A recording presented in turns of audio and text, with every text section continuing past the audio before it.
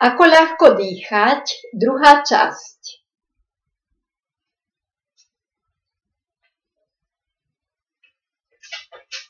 Dobrý deň, moje meno je Helena Valachovičová a som trénerka zdravotnej telesnej výchovy.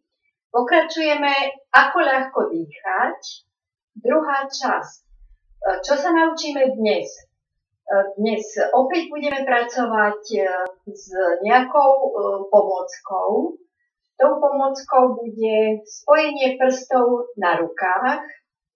A môžeme si povedať, keď toto spojenie urobíme, opäť nám bude fungovať spontánne bráničné dýchanie alebo dýchanie bránica a dolná časť pľúc, čo je 60% z kapacity každého človeka. Stredná a horná časť pľúc dohromady dávajú 40%, čiže pokiaľ vy máte tento spôsob dýchania horný, nemusí byť dostačujúci v každej situácii, pri každej činnosti. Čo urobíme teraz?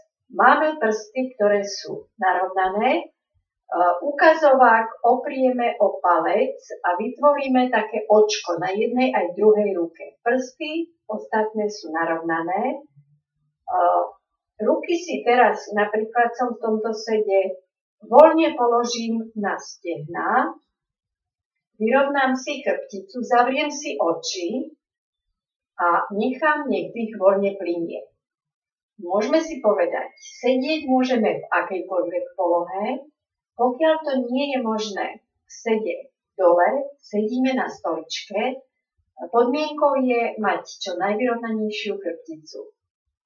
Teraz v tejto polohe a s takýmto spojením prstov zotrvajte dovtedy, kým si neuvedomíte a neprecítite, že vám funguje dolné dýchanie. Nesnažiť sa, čiže nezapájať vôľu a nedávať dých do iných častí pľúc. Opakovane a dovtedy buďte v tejto polohe.